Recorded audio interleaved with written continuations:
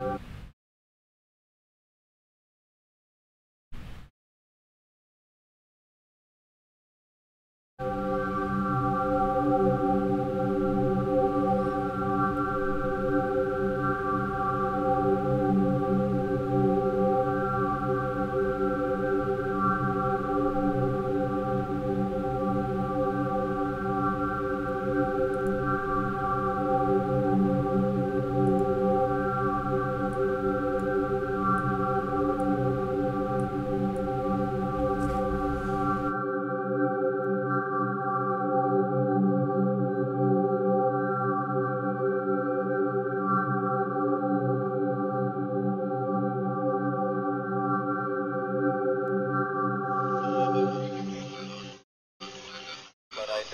development of full artificial intelligence would spell the end of the human race.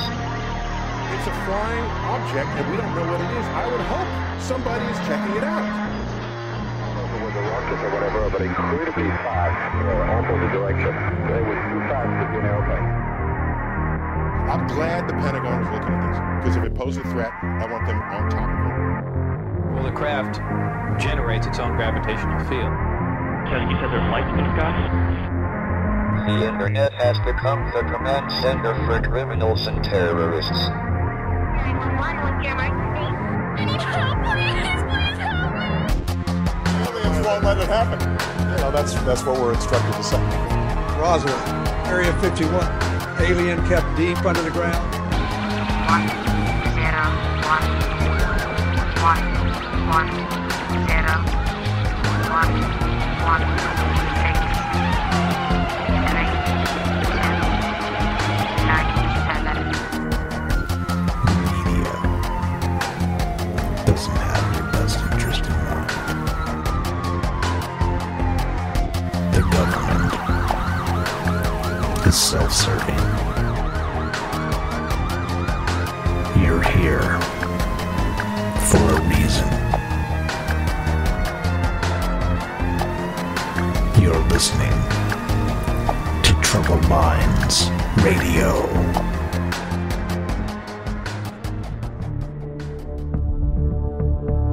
Broadcasting live from a secret bunker just off the extraterrestrial highway. Somewhere in the desert sands outside of Las Vegas. From somewhere in space-time, loosely labeled Generation X on planet Earth.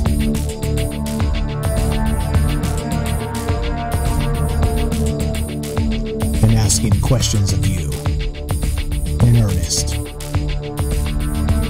into the digital darkness. Good evening, ladies and gentlemen, boys and girls, cryptids, native Martians, deep state operatives, Area 51 employees. You are all welcome to Troubled Minds Radio.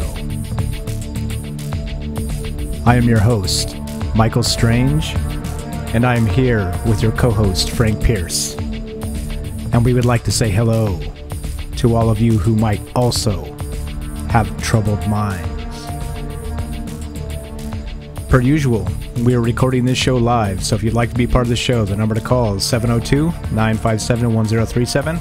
It's right there on the Facebook stream. On every stream. Here, let's put it up on every stream so everybody can see it. If you'd like to be on Discord, we're streaming on Facebook, and you can click that link, hop on Discord, be on the show, talk about all kinds of wacky, crazy stuff, because that's what we like to do. But it's not so crazy. The more you think about it, the more you research it, the less crazy it kind of seems to be. So, yeah. So that's all set. If you guys want to be part of the show, you know what to do. If you're new, you know what to do. Or reverse. What was that? Retro causality? I think we just time traveled. No, if you're new, you don't know what to do. If you're not new, you know what to do. So, Frank and I, we created this show because, well, we think that the powers that be, and you know who they are, the government, the giant corporations, the tech giants, the Googles, the Apples, the Twitters, the Facebooks of the world, academia, Harvard, Yale, Columbia, Berkeley, Stanford, Oxford, all great schools, right? But why should we sit around and wait for them to confirm that something's real, that we kind of have a beat on and we might know it has a better possibility of being real because they refuse to, let's say they refuse to play. They're just not playing this game. They don't want to play this game. They want to leave us sitting there twiddling our thumbs. So we'd rather ask the questions ourselves because then we dictate. By we, I mean myself, Frank, and all you guys watching. We get to dictate what questions we ask.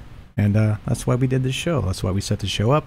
And if you guys have been around, been watching, this is episode 22. We've been doing this a little bit, so we're not totally new. But if you like to ask questions, you're in the right spot because that's what we do here.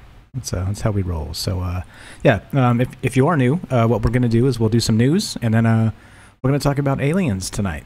Actual alien races. Right? Like, what kind of stuff is that? But before we get there, a couple shout-outs, and then, of course, we can't leave out Frank. We gotta get Frank up into this hizzy. So, Jose, what's up? Charles, Jose gets first. Koya says hi. Tim, what's up, man? Ernie's here. Thanks for showing up, guys. No, you're good. You're good, Ernie. Not too late. We started a little late, so you were right on time. But, so before we do some news, we're going to do some Frank Pierce. So, ladies and gentlemen, your co-host, Frank Pierce. I'm Frank Pierce. Nice to be here again. Another show, another day, another topic. And it's a lot of fun. It's a lot of fun doing research into these things and going deeper than what you might otherwise think. Like, maybe back in the 80s and 90s, we could rely on the mainstream media to give us information about aliens and extraterrestrials and all this kind of stuff. Or at least sighting reports of them, contact reports, what the actual people are saying. But not so much anymore. I think we covered that story a while back where sightings of these alien craft and alien encounters are going down, but really it's not. It's not. From what we can tell, it's just that the coverage is going down, but people are still reporting them. They're just using alternate means like YouTube and Twitter and Twitch and Facebook and all these social platforms instead of relying on CNN or NBC, that they would ever cover this kind of stuff anyway. But yeah, so that's what this show's about. We look at these other sources of information, not only this new media, but as well as we go into science papers, we go into historical documents, we even look at some mythology and spiritual writings. We try to bridge together a bunch of different sources to really figure out what's going on in the world. And quite frankly, I'm just tired. I'm tired of the media telling me what to think. Like, that should be that should be my sanctuary. I should be able to think however I want. Like, I should be able to act however I want to a certain extent. But people telling me that I'm crazy and that everyone else who has seen these things are crazy and that they don't know what they're talking about or they're delusional or whatever else. And yes, that could be a possibility. But at the same time, I like to entertain the possibility that these things, these aliens or ghosts or all these topics we've covered, could be real. And the only way we're really going to get the answer to that question is by doing what we're doing here. Looking into these things, comparing the evidence, doing the research, and trying to figure things out for ourselves. So that's our show in a nutshell. That's what we do. And let's get into it. That's what we do. All right, let's get into it. So let's do some news. So again, the topic tonight, guys, aliens. We're on a page streaming called Little Green Men. So nobody here is surprised that it's possible that aliens might be real. Nobody here is surprised. But what we're doing tonight is we're digging in. We're looking at some of the different types of aliens. So we all know the little green men and the Martians and like the mythology. But what else has been reported? That's what's coming up. But for right now, that's coming up later. Just a teaser. Right now we're going to do some news. What do you got, Frank? You want to do one first? You want me to do one? Yeah, let's pull up this space.com article. So, ET phone Earth, how neutron star crashes could help aliens call us. So, I think it was maybe a year or two ago now that scientists observed this neutron star collision. So these two big stars colliding, and they released what's called a gravity wave. And no one thought that this kind of thing was possible before, but this gravity wave actually moved faster than the speed of light, so they say. So big collision of these two neutron stars releasing this massive amount of energy, but it perturbed gravity in such a way that this could be detected before the light was released of this massive explosion. So here we go. Here's a paper that, a news article about a paper where a couple of these scientists are theorizing that this could be a means of communicating to distant galaxies, a mundane means. We'll cover some of the non-mundane means later on in the show, but this is one of these ways that science says it's possible. So what they would do is detect these collisions and then insert information into them, and that way they could transmit information across the galaxy or between galaxies in space-based gravitational wave detectors. Yeah, so just inject information into these collisions that changes the nature of the collision, and then you could presumably decode it on the other side. So pretty interesting. What do you think about that? A real method of communicating faster than light. Isn't that the basis behind a lot of the light speed, warp engine type stuff, and time travel? It's not really about like launching a really fat rocket and going super fast. It's about it's more about being able to bend space-time so that you're kind of riding on that wave, and so you can actually approach the speed of light and do it without causing damage to yourself or something like that. I don't know. I think that's right. Sorry to interrupt there, but that's how this new thought is that you manipulate space-time such that the rules that we have space-time no longer apply, and that you can do all these wild and crazy things that no one thought was possible. So I think you're right about that. Okay, which is also talking about time travel and the rest of that stuff. Shout out to Eric. What's up, buddy? Thanks for showing up. Tim says, you're only allowed to know what the left wants you to know. Whoa. You're getting all political. Come on, man. We haven't even got past the news yet. We're still on space.com. Yeah. We won't say that we agree with you, but we agree with you. Yeah, there you go. Because if we say we agree with you, then we get into trouble, Like they'll try and take us down like Alex Jones and whatnot. So we're already headed on that path. We'd rather not accelerate it. Okay, unless you can accelerate it at light speed, in which case we could go back in time before they banned us. Anyway, okay, I'm getting too far out there. But yeah, this is good stuff. This is they think this can actually help aliens contact us. So wouldn't that also make them, if they could use this technology to get to us, then can't they actually use this, or not just to call us, couldn't they use it to get to us? Is that possible? Seems to be the logical extension. If they can start transmitting information faster than light using this gravitational wave technology, then 1,000 years down the road, 2,000 years down the road, it seems to me that you're right. That should be possible. That they can start transmitting matter at that speed, and ships and whatnot. Yeah, so definitely exciting that, and it all came about with this gravity wave. So that gravity waves kind of ripple through space-time, and they built that detector a couple of years ago. So who knows, they could have been trying to contact us already, but we just didn't have the technology to decode it. So again, exciting times for space news, and I think physicists kind of opening their mind to new, different possibilities. Yeah, it sure seems like it. And we have been watching the news pretty close. For the show, more specifically. We usually do anyway, but we kind of have our nose to the grindstone a little bit more because of the show, and it's been interesting. It's kind of been a back and forth ride here about some good news, bad news, like literally every other day here. So let's call this good news. Maybe this is good news. What do you think? Sounds like good news, possibly. Yeah, definitely. Absolutely good news that we're starting to invent these technologies, and we can use them for purposes outside bickering between red and blue and all this kind of stuff. Right, exactly. Okay, so again, doing the news, guys. If you want to call in, talk about the news, 702-957-1037. Click the Discord link. Hop on, talk to Mike and Frank, say what's up. Show feedback is good. If you want to talk about the news, what we're talking about, or the topic when we get into it, we appreciate all of that. So you are welcome, all of you. Okay, so next one here. I've got a. Unless you got anything else there with that that article. Nope. Go ahead. Okay. All right. So I got. So you guys are gonna like really like crucify me for this one here, especially Frank. But as reported by Space.com, a small air leak has been detected on the International Space Station. Now, so the problem is that it's actually been detected on the Russian side of things. So if the Russians haven't done enough in the last 2 years, now they've sprung a leak on the International Space Station. So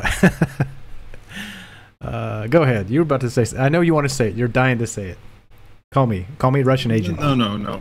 We're gonna try to be apolitical. Okay. So Except it was probably the U.S. guys sabotaging the Russian side. But yeah, that's just what I think. The false flag action. Okay, so there's an update on this. Okay, so I'm going to read the what was going on. So astronauts at the International Space Station are working to repair a small leak that was discovered at the orbiting laboratory Wednesday night. That would be August 29th.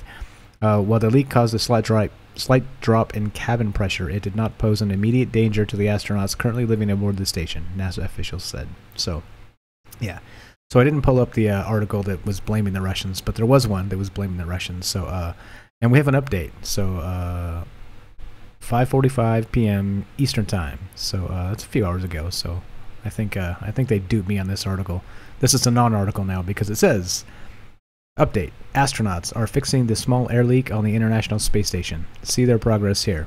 To find out more on a potential cause of the leak, read this micrometeoroid report, which undoubtedly blames the Russians. So I'm not going to click that. That is clickbait. They want to nail me. They want to call me a Russian agent. I'm not doing it. But yeah. So okay.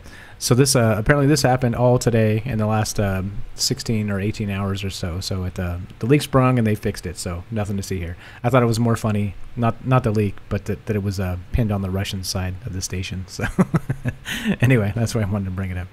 Okay, just for the lulz. All right, what else you got, Frank? I just wanted to talk about just Russians. Jumping back on that story, that's pretty interesting to think of it, right? All these things, all these satellites that we have, everything, the space station, all of it, it's in this low Earth orbit, and there's so much garbage and junk and broken up satellite there that there's no point. There's no point in putting stuff there because stuff like this is just going to get worse and worse and worse as time goes on.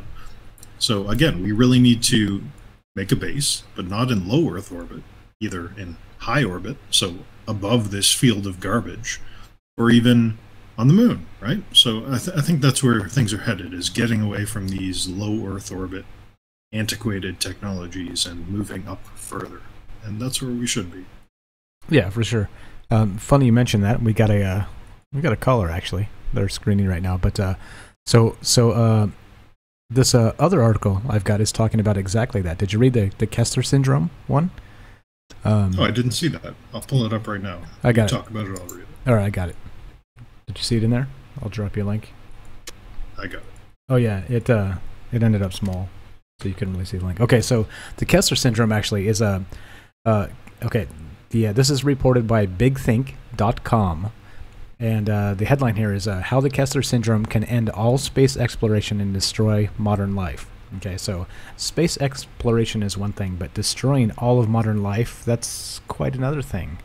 That's quite another thing entirely. So I was like, whoa, what is this? All right, so let's read this real quick. Comment real quick from Chris. What's up, Chris? Thank you for showing up. He says, what about the Mars project that's going to happen in 2023? Have you heard about that?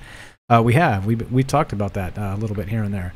And yeah, there's tons of stuff, right? We got, if you've been watching our shows on, and I know you have, welcome back.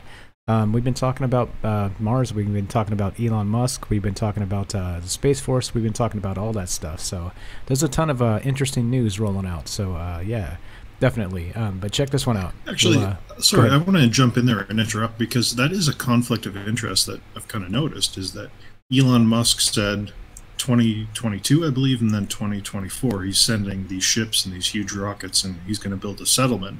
Yet at the same time, that's the timeline for the mission of these new rovers going to Mars. So it's almost like, what's the point? Why is NASA, quote unquote, wasting money sending rovers when Elon Musk is saying we're going to have people there at the same time. There's kind of a conflict of interest there. It seems to me anyway. So Yeah. that's pretty curious. That's standard government, right? This hand doesn't know what that hand's doing, but somehow both hands are spending money like it's going out of style. It seems about right to me. Yeah.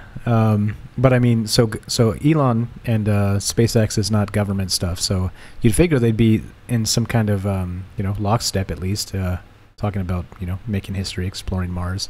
But apparently that's not the case. So whatever, whatevs.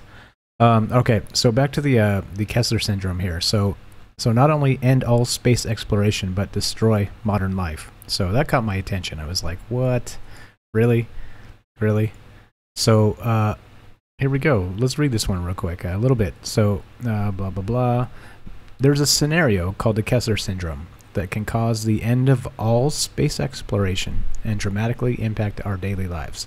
So notice we've already backtracked that. The headline said destroy modern life, and now impact our daily lives. It's a little different, right?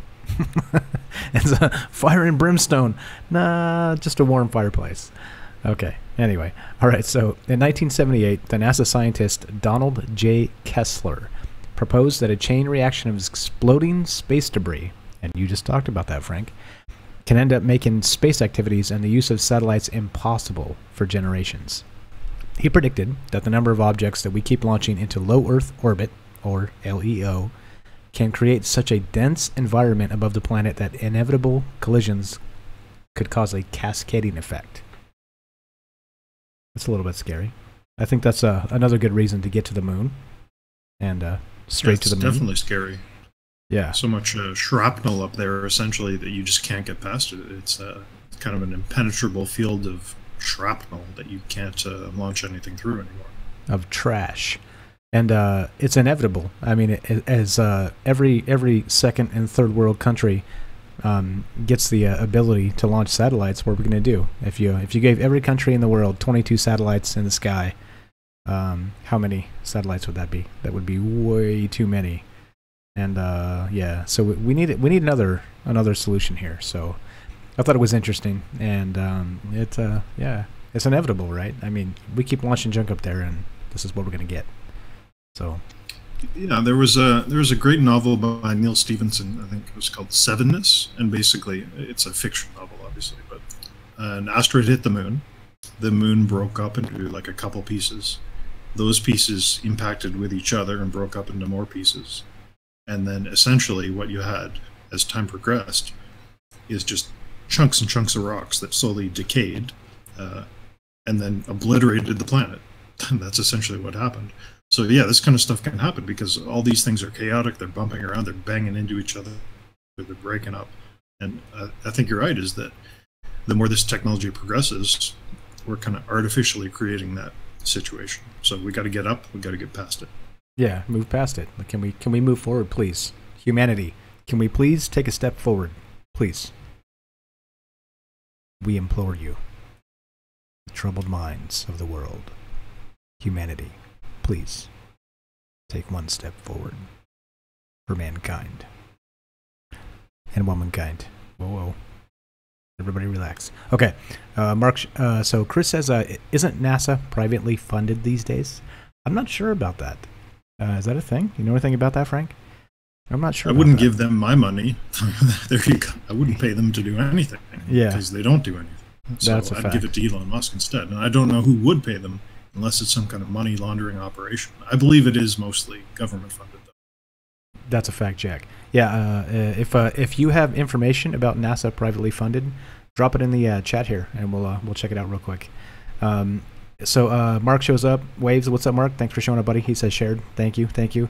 Christopher also shared also. Thanks for showing up. Thanks for sharing. The sharing helps, guys. So I was going through some of our old shows recently, and the shows where everybody said, hey, let's share. Let's blow this sucker up. It literally gave us like an extra 30 or 40% reach on the videos. So if you guys don't think you have a hand in this show, or getting information out to other people, of course you do. That's why we do this. So we appreciate all the shares, we appreciate all the comments, appreciate all of the thumbs ups, and all of the interaction. You guys have been amazing. So yeah. All right. So anything about Kessler blowing up the universe? No, Or that's whatever? it. You said we had a phone call, or was it a butt dial again? It looked like a butt dial. So it was like 3 rapid succession phone calls, and then they kind of just faded away. So I just deleted them, and then we're back to clear, back to even, back to kosher. So we're good. So yeah, we are live, guys. If you want to be on the show, 702-957-1037. Number is up on the stream, and we're reading comments on Facebook and YouTube. So if you're watching the stream either way, leave a comment, and we'll get to them if we have time, and we do our best to make time, as you guys know. So okay, there we go. There's the Kessler syndrome. All the space junk could cascade into a giant fireball and make life really hard for us. So yeah. What else you got there, Frank? What's the next one? Okay, here's a fun one from theexpress.co.uk. ET told me to do it. UFO alien landing pad built in Argentinian desert. So this guy who's in the middle of the desert in Argentina created a landing pad for UFOs. I think we have a picture. You can pull that up.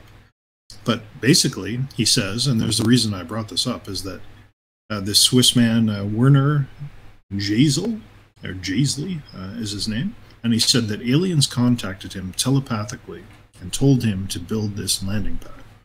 Now, this is pretty interesting because as we'll go through the alien types later in the show, we see that some of them don't contact us by abductions or by crawling out of the underground bases, but they actually contact us through telepathy, or so people say. So this guy, he built a landing pad because aliens told him to telepathically, and it's a collection of white and brown rocks placed in the shape of an omniport, a monument which resembles a star. Pretty interesting. Now, this kind of reminded me of these Nasdaq lines and all these things way deep in the desert. These similar type of structures that our ancestors had built for whatever reason that kind of resemble landing strips and landing pads. And I'm curious, maybe the people back then were experiencing the same phenomena as this guy here is experiencing, where aliens told them to do it. So, I don't know, pretty interesting. Yeah, could be. Nazca lines, I think, is what we're looking for there. And if anybody's familiar with the Ancient Alien series, you know they lean on the Nazca lines a lot. Like, well, you know, you can only see what it is from the sky. Then obviously they were building it for the sky people, the aliens. They were building it for them, right? So there's that. But there's also, just like Frank said, if there's a telepathic connection here, that wouldn't change just because our society has changed or the language has changed. It's a telepathic is telepathic, and if they can communicate thoughts and ideas through the ether, let's say, through the air, then yeah, I mean, exactly. Why wouldn't this be similar to something 1,000 years ago or 500 years ago or what have you? Makes sense to me. I think it's a nice looking little garden he's got there. In any case, right? I mean, I'd love my front yard to look like that. It'd be good stuff. Yeah, definitely. So he goes on here to say he was hanging out with his friend one evening, and he saw 2 solid circular objects floating above him. And mentally, they asked them, the 2 friends, to come closer. They hovered about 100 meters above our head, and they projected on us with a beam of light. And it didn't affect our vision, this guy says, but something began to bubble through my brain. It was an order. They asked me to telepathically build them this landing pad. So there you go. He did it, and that's what it looks like. And now he's waiting for them to land. I hope he's got video cameras set up because we want to see it. We want to see it. The people demand it. Put that up on YouTube. We want to see. Couple more comments. Chris says, I'm pretty sure Obama took federal funding away, or at least most of it. That did happen a lot for a lot of different things, and I think NASA was one of them. So, yes, that is correct. Rafa says, yeah, something is out there. Just look at the sky. Yeah, absolutely. That's what we've been talking about. If you've been here, and I know you have, thanks for coming back. That's what we've been talking about. If you go outside and you look up, out here in Vegas, man, there is weird stuff in the sky. I'm telling you. I know we have a military base here, and there's Area 51 and all this stuff, but I'm telling you what. You go outside, you look at the sky out here, and there's some wacky stuff. It's one of those places in the world, I think, that's kind of a hotspot for just weird stuff in the sky. And out here is definitely interesting, let's say. Definitely interesting.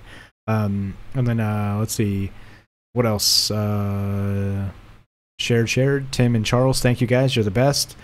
Christopher says, everyone knows outer space is infinite and way too massive, for lack of a better word, for us to be alone. I want an encounter. Okay, tell you what. You can have the encounter, Christopher, and film as much as you can, get audio, and then get back to us. I don't want the encounter myself. What about you, Frank? Do you want the encounter yourself? You want a personal one? No, I don't think so. I definitely don't think so. Because, as we'll go into today, or tonight, apparently there's different types of aliens. Some of them are peaceful and benevolent, and some of them are quite evil and wrong. And apparently, as the story goes, we've made the deals for technology with these evil aliens, with the Greys and the Reptilians, whereas the more peaceful aliens, they didn't want to give us those technologies, so they've kind of buggered off, for lack of a better word. So no, I don't want anything to do with these evil type aliens that we seem to have infesting our planet. Agreed. So, Christopher, when you get the encounter, let us know, buddy. Please come right here. We'll talk about it. We'll put you on the show. We'll have a good time. Rafa says, these numbers mean something, 4 and 12. I'm not sure what you're looking at. Is it the article here? The ET told me to do it, 4 and 12. I'll wait for that if you got more information. And then Chris says, is he an engineer of some sort? Frank, nah, he's just a knucklehead of some sort. Oh, you mean the guy who wrote the article? No, Sean Martin. Is that an engineer?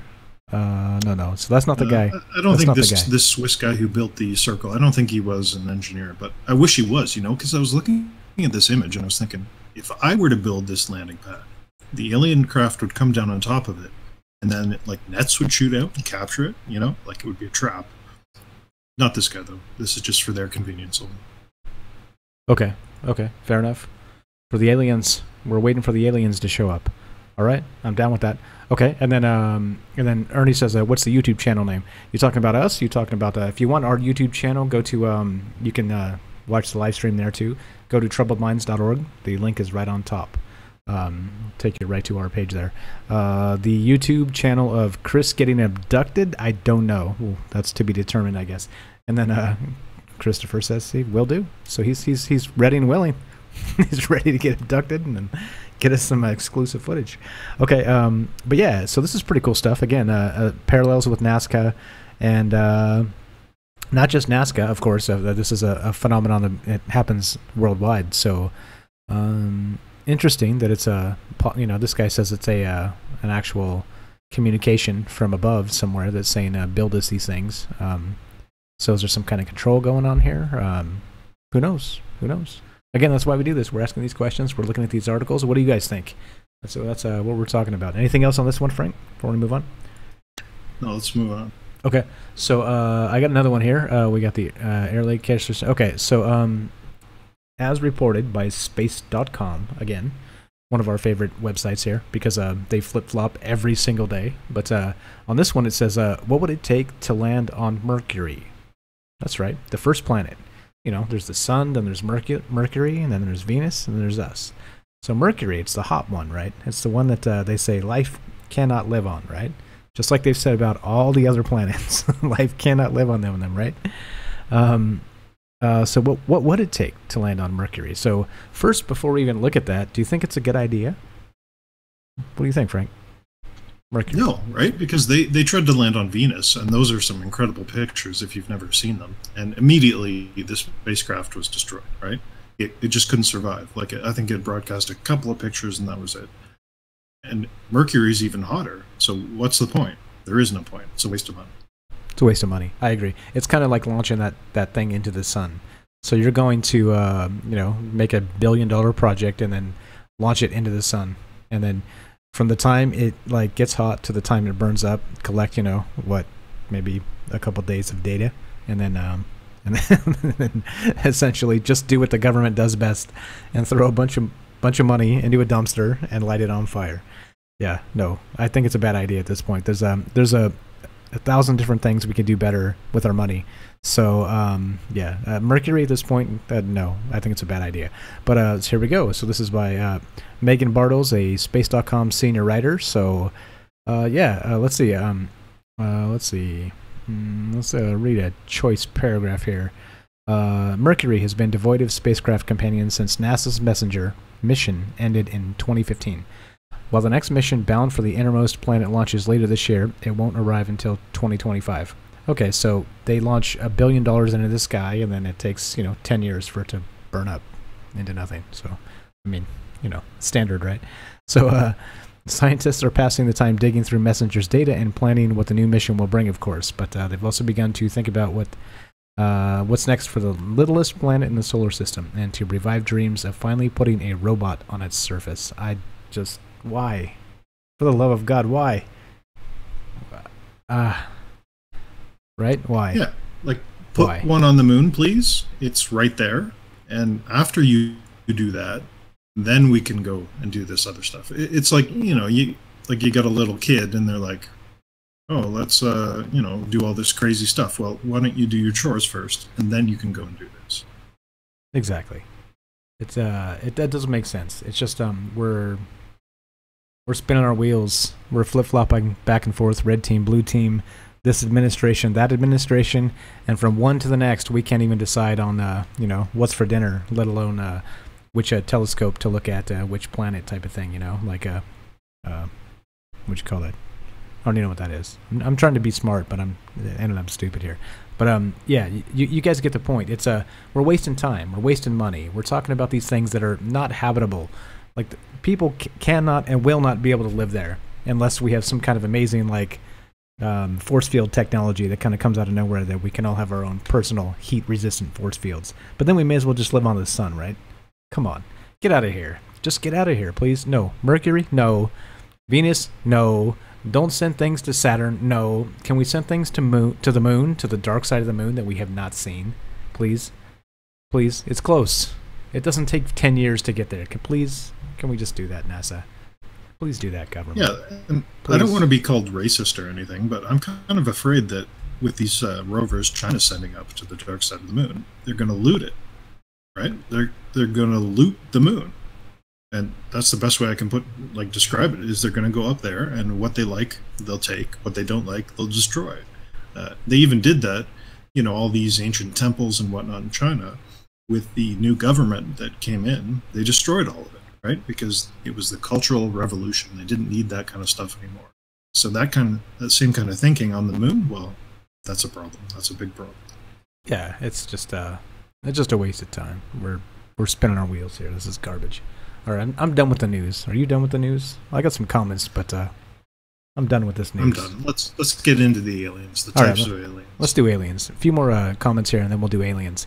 Chris says, NASA just sent a probe to the closest approach to the sun we've ever been, traveling 480,000 miles per hour. They should have sent it to Mercury first. Some scientists are morons. Definitely the decision-making process of scientists in NASA is moronic. We agree. We concur. I don't know what's going on. It's we have finite resources, finite budgets, and we're just sending crap everywhere. It makes no sense. It literally makes no sense to me. And then Crystal says, I did not post Epic. Epic? Okay. You did, though. But okay. Thanks for showing up, Crystal. Tim says, my very mother bought us 9 pizzas. I don't... Call me old? I don't know what that means. Oh. Sounds like a Russian bot. Sounds Russian like a bot is infiltrating our chat. Oh, that comment was deleted. My bad. And then Chris says, that's wrong, lol. So it must have been funny. Can somebody enlighten me? I'm old. Okay, so then my very eager bought us 9 pizza.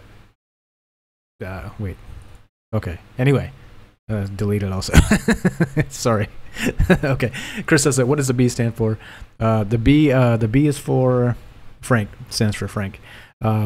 Eric says, knowledge. That's all the reason we should need. It could produce an understanding of something we would never have known.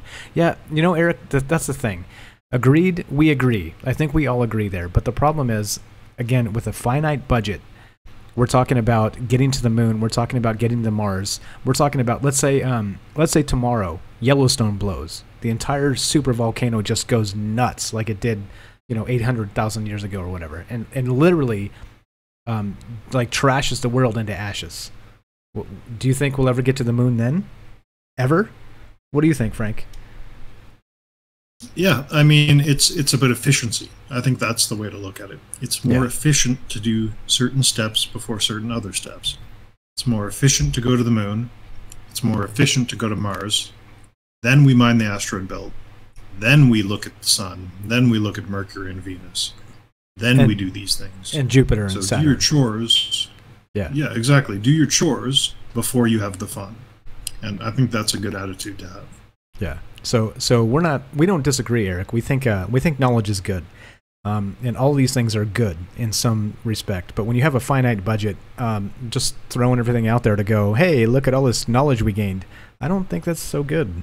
We got other things, more pressing matters to get to, before we start launching nukes at each other. So, okay. And then Mark says, do you think we will inhabit Mars like Total Recall? I think eventually, yeah, for sure. For sure. What do you think, Frank? I think in the next 100 years, for sure, it's bound to happen. As we found out on the last episode, apparently we're there already, and these astronauts in spacesuits are cleaning off the rover on a regular basis. But taking that reality, putting that aside, yeah, I think for sure, if there's nothing there now, we can definitely go there. We can definitely make it work. Of course, definitely. Right, definitely. And then Eric says that the budget isn't an issue. I'm not even sure what you mean. Like go look at the NASA budget and look how it changes from year to year, and look how they literally just light money on fire and then say we don't have enough money. I mean, like, sure, it's always about resources, but to say that the budget isn't an issue, I'm not sure that's accurate. I mean, especially when there's no long-term plan or goals. It seems like knowledge for the sake of knowledge is good, but knowledge for the sake of progression of the human race, humanity itself, I think then that's not even close, my opinion. Okay, so and then more about the pizza. I don't know the pizza. We're going to skip the pizza comment. Thanks, Chris, for trying to clarify. I'm still old and confused. Okay, let's do aliens. What you got, Frank? You want to do aliens? You want me to do aliens? Yeah, let's do aliens. So let's start out with this clip here, because I think this sets the stage for the entire thing. So let me scroll up until I can find the name of the clip. All right, thank you. So there's this guy. Let me, talk for 1 second. All right, I'm talking for 1 second. So what we're talking about tonight, guys, is aliens. So, again, it's plausible, right? Aliens exist, plausible. I think we would all agree. Now, there's been reports of different types of aliens that have actually made contact with people, that have been on Earth, that have been maybe telepathically communicating, maybe have been living here, maybe have been underground and here for millions of years. There's all kinds of aliens that we've been talking about, right? So we're kind of looking at it from that aspect, like what kind of stuff has been reported, what type of aliens are there, and is that plausible? Is that a thing? Yeah, absolutely. So there's this guy, and this sets the stage for the entire thing. Paul Heller, who was basically a Canadian politician, and he ended up being the defense minister of Canada for a certain amount of time. And this guy, I think might have heard this clip, most of us. This guy comes out and says, in a government setting, and as a former government official, the defense minister of that small country of Canada, that there are 4 different types of aliens, if not more, that are visiting us on a regular basis. So let's play this Paul Heller 4 types clip, and he explains it to us. All right, action. Investigation was launched into this whole subject, and the document was prepared, which concluded that at least 4 species had been visiting Earth for thousands of years. And this is my own view at this stage as well. So, except for that, there are just a couple of things that we've talked about that I'd like to refer to. And one was that we were referring to them as they until this morning when Linda Moulton Howe, I think she was the first one, actually named 3 different species. I have brought my latest book called Light at the End of the Tunnel, the survival plan for the human species as an aide-memoire, and I name 5 different species here. I'm aware of more now. As a matter of fact, I saw a document just a few days ago that mentioned 20. And I think you, Mr. Chairman, were interested in some of the places they might come from. And I have in here Zeta Reticuli, R-E-T-I-C-U-L-I, Reticuli, the Pleiades, Orion, Andromeda, and the Altair star systems. So I don't think we can any more refer to them as they, because they're not an amorphous mass. They are different species and consequently may have different agendas. I don't think we can say that they all have the same agenda any more than we could say that the United States, China, and Russia had the same agenda. Our real interests may be very similar, but as of now, our perceived interests are still quite far apart. Okay, I would be happier if you pronounced those things correctly, but okay. This is this was a Canadian, right? Yeah, funny Canadian pronunciations. Who knows? We know what he meant, but yeah, he wasn't saying correctly. But no. Yeah, so there's the idea that there are different types of aliens, and they all have different agendas. And that's what we're kind of getting into today, is looking at these different types, looking at their different agendas, looking at where they come from, what kind of technology they have, and what they want, and how they treat us as people. And apparently, again, as he said, this ex-defense minister, they've been here for years, and they are involved with our politics, our technology, and controlling us, or trying to control us as a species. So he talked about where they were from, guys, but not what types of aliens they are. So are they spiders? Are they flying bats that can breathe in space? What are they? That's your cue, Frank. So, funny I should ask. Yeah, let's go into the first one here. So the reptilians, right? These are one of the more famous types. Plenty has been talked about. We'll dip into some more obscure ones later. But the reptilians. So these are the scary type aliens. So snake-like in appearance and malevolent by nature. They invoke nightmares in people that are abducted by them. So it's believed that reptilian humanoids are the source of devils and demonic entities who have tormented humans since early history. Many alien researchers and contactees think that these lizard creatures may have been the mythological characters spoken of in these ancient texts and documents. And so the theme here is that these are the bad aliens. These are the ones that are out to get us. And this idea comes from this meeting that we'll talk about later in 1954 with Eisenhower, where he kind of had to deal with these two aliens, either the Greys and the Reptilians, or the Andromedans and the Pleiadians. So Phil Schneider is, I think we did a whole episode on deep underground military bases, but basically it seems like either they've already been here for a while, or the government has invited them in to live in these underground bases. So they're thought to originate from the star system Draco. So David Icke's a big kind of proponent of these things. So with his spiritual awakening, as he calls it, Icke learned that these ancient reptilian aliens came to Earth thousands of years ago to infiltrate society and take over the world. And he lays it out in that book, The Biggest Secret. I don't know if you read that. It's pretty great. But the idea is that they've been here for quite a while, and they want control. Okay, so there's some basis for this in mythology. So in Chinese mythology, there exists a special reverence for reptilian type of creatures, dragon kings that symbolize the elements, and they can shapeshift, even in these ancient Chinese myths, into human form. So in Islamic mythology, we have the jinn, so creatures of smokeless fire, who appear as snake-like beings. In Sumerian mythology and texts, we have the Anunnaki and their kind of fight with these reptilian creatures. And even in the Bible, we have reptilians being indicated as the evil type creatures. You know, the snake in the Garden of Eden with Eve and all that. So let's play the idea here is that they want control. They want political control, and they do that, and they gain their control by masquerading as people. So they have this ability to shapeshift. So let's play the David Icke Reptilians clip. So not the shape-shifting one, but David Icke Reptilians. And he kind of lays it all out for us. When you have ancient cultures all over the world who are describing non-human entities in the unseen, which is almost what isn't unseen to the humans in the way that I've just described, many taking a reptilian form. And that has passed through the ages. And then you meet people in places like America, because once you start talking about this, you become someone that people will give information to, because they can see a way of getting out to the public arena. Because you won't think they're crazy.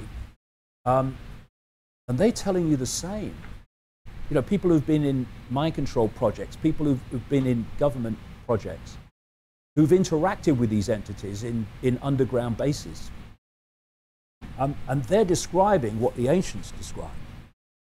When you've got this man who's unfortunately just died in his 90s, William Tompkins, writing a book in 2015, describing how he was seconded in 1942 into a top secret naval intelligence operation in America based at the naval base at San Diego, where his role, the role of that organization, was to interact with non-human entities.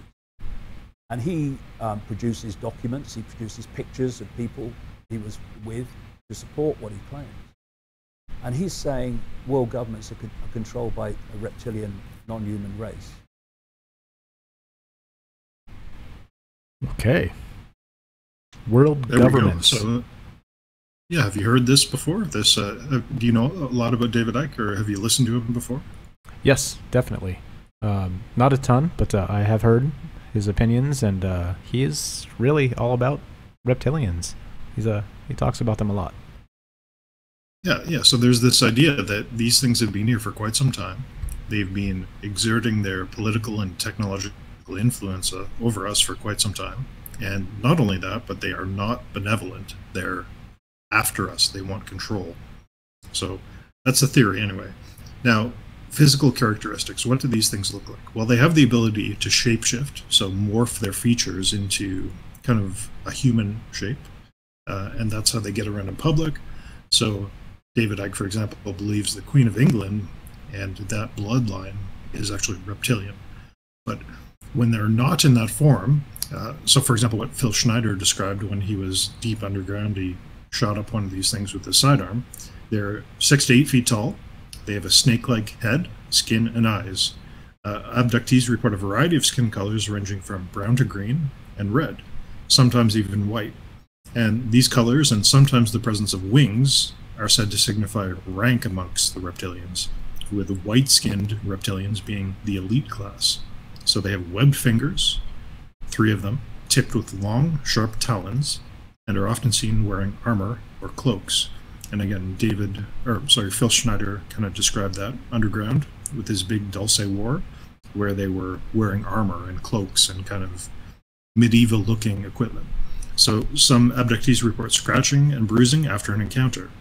So, yeah, interesting. So, talking about the communication methods of these things. Many agree that the hallmark of the reptilian aliens is almost a sadistic tendency towards eliciting human drama and fear. So they utilize psychic communication, and abductees report that these reptilians seem to intentionally manipulate human emotions. So again, trying to terrify us, trying to control us in some way. So they use emotional field technology, apparently, and they can implant and play memories for their subjects, their abductee subjects. And yeah, so they can shapeshift, and that's how they control us. They're emotionally manipulative reptilian monsters. Now, positive reptilian encounters are not the norm. So some people, we'll get into this later, but some people describe, benevolent encounters with aliens, where aliens are broadcasting a message of peace and, unity and all this sorts of thing. But reptilian encounters, these abduction reports, are always negative. So they involve forcible acts upon the abductee.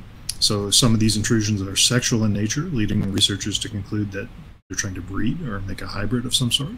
Abductees have reported encountering strange amphibian-like beings well aboard reptilian ships, but so these could be these hybrids, and they could be genetically altered humans. So that's how they shapeshift between them. That's what David Icke thinks, anyways. But yeah, so here's a case report of an abduction with a reptilian. So a British woman claims she has been abducted by aliens on repeated visits since she made contact with them in the 1990s.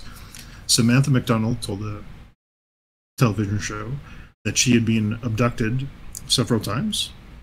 And basically she says, I don't know what they want with me. They take me to their ship and they kind of manipulate my emotions. I'm paraphrasing here. But yeah, they kind of delete her memories, they terrify her, and she's really not sure what they want. But she added that when she wakes up from these encounters, her body is covered with needle marks, scratches, and bruises. So it's nothing good. It's kind of a sinister type thing. Another guy here, researcher Len Kasten, has made sensational claims, which he says he gleaned from undisclosed reports, basically that an alien race referred to as the reptilians have been abducting humans for nefarious purposes. According to him, this activity has been going on for thousands of years and shows no sign of abating anytime soon. So the idea here is that they evolved from, or they came to Earth, they live on the planet in underground bunkers, they concealed themselves from the human race through this shape-shifting technology, and they wield huge influence over society through organizations such as the Illuminati. And their goal is to control the world's population, keep humans subdued, and the primary way that they do this is through emotional manipulation, but also manipulation of banking and other economic institutions. This guy, Kasten, also claims that reptilians were highly involved during the Second World War. So they seized control of the Third Reich and the Japanese government, and their plans were to utilize the Axis powers to secure complete world domination, but they failed for whatever reason. Anything to add so far? Let me take a breath and a sip of water. Yeah, you got it, buddy. We got some comments to read here. So Chris says reptilians, tall grays, whites, little green men, shapeshifters, the list goes on. That's correct. We're going to get to some of those guys. Fred, thanks for showing up, buddy. Todd, also thanks for showing up, says not all reptilian races are bad. And then he adds, David Icke is a little out there, IMO. I think this is sliding subjective, right? I think a lot of people would say that us talking about this and then you guys listening and participating is a little out there. So I think it's open to debate, let's say. And then, so okay, the pizza thing earlier was the planets. So it was like a, thanks for Eric for clarifying what that was. But I didn't get it. So in the old days when I was young and went to school, we had to walk uphill to school uphill both ways in the snow. I'm sure you guys have heard this one. But we didn't have these sweet little acronyms to remember the planets. So we just went to Mercury, Venus, Earth, Mars, Jupiter, Saturn. And then we get to Uranus and we'd say Uranus and everybody started laughing. So, that's where the solar system and the universe ended at that point. But anyway, so and then now you know how old we are. But and then okay, so then we got another acronym here from Christopher. I'm confused. Pluto is a mini planet. Sure. He says about voice entertainment. Okay, it's yeah, okay. And then Eric says whatever works for you. Julio, thanks for showing up, buddy. He says, will Space Force deal with this problem? Yeah, maybe. Maybe. Hey, man, if you think it's not a problem, it's like let the bugs crawl into your house, right, without some kind of pest control, and you'll see what kind of problem actually exists. So without a Space Force, I don't know, man. You tell me. Is it a problem? I don't know. If Phil Schneider can gun down aliens with his sidearm under the ground when he's exploring these caves, then I'm sure that the Space Force can do a lot better. Right. And then Chris says, read my comment about the Vatican. I don't see a Vatican comment, man. Maybe you got censored. Hold on. Yeah, no, censored. It's not on my list, man. So drop it in again. It's Mark Zuckerberg. You'll get the inside joke if you watch the the barbecue Zuckerberg. But yeah, I don't know. Vatican. It's not on my list here of comments. So drop it in again. I'll read it. But yeah. So there we go. We're talking about reptilians. We're talking about We're talking about how they control the world, how they control the money system, how they control the governments. Is that a thing? Is that a real thing? David Icke is out there? Well, we might be out there. Just even considering the thought. So, I don't know. Yeah, so David Icke contends that the world's most ancient and modern leaders are related to these reptilians. So the Merovingian dynasty, the Rothschilds, the Bush family, and the British royal family. And it's not that the reptilians control these people, it's that they are these people, that they're actually reptilians in disguise. So I think we have a clip here that David Icke discusses how they shapeshift and why they do it and how they get away with this kind of stuff. So if we can play the reptilian shapeshifting clip, he explains it for us.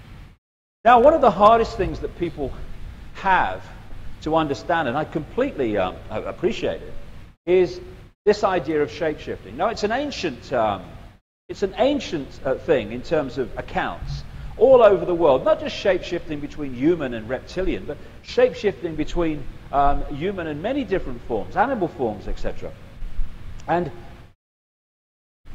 people perceive it, because we're so locked into this reality is real, as like a physical, solid human body transforming into a solid reptilian body and then back again. Because I've spoken to people all over the world, vast numbers now, who have seen this phenomenon of seeing someone, a human, suddenly transform into a reptilian figure and then come back again. And the ancient accounts talk about the same thing. And people think, hey, it's impossible, mate. How can a body change into another body? I mean, the person would die, wouldn't they? Well, that's not what's happening. As we talked about in the first half, the only place that the physical reptilian form and the physical human form exist is in here, when their energetic form is decoded into a holographic, apparently physical form. So when something's shape-shifting, it shifts in the decoding mechanism by which we decode different energy fields. It's literally like changing a television channel. You've got the human field, which is obscuring the reptilian field, because they hide behind the human field, so we don't know what the hell's going on. And if I'm observing the human field, that's the prime field that I'm decoding, I will see a human.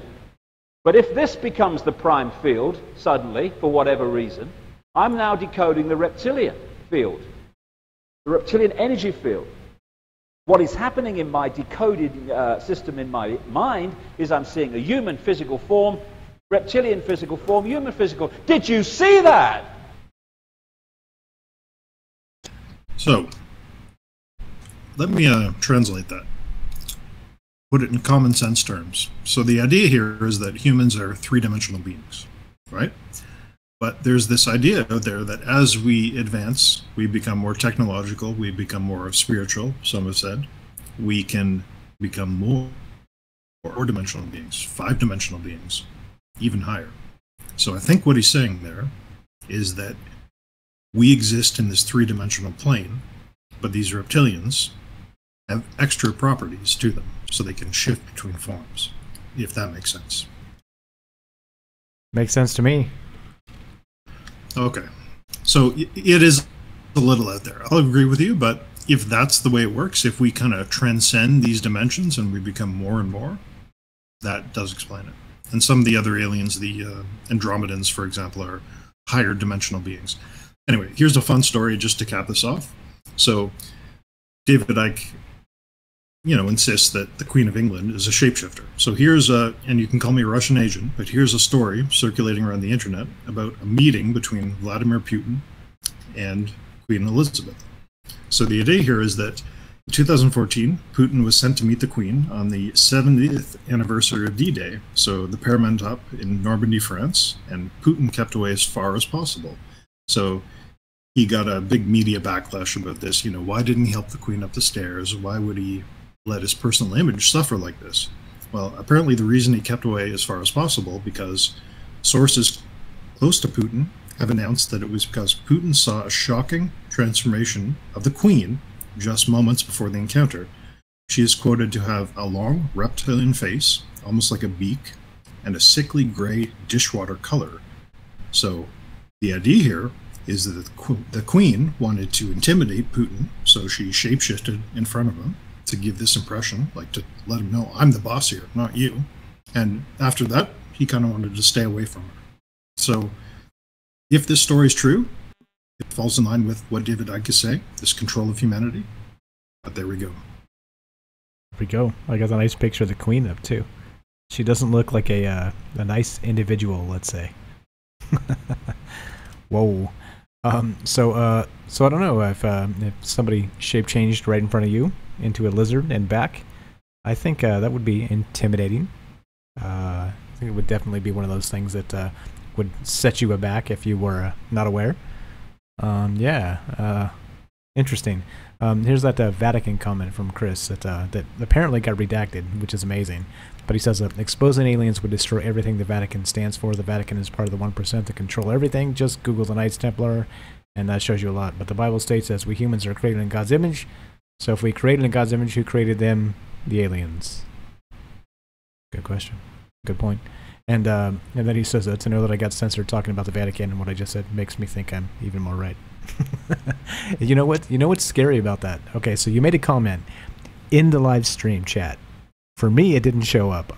If anybody else out there saw his first comment, let me know. But if literally that thing got redacted in real time and didn't show up, there's weird stuff about that, because that means maybe there's more comments that are getting, running through an algorithm before they actually show up.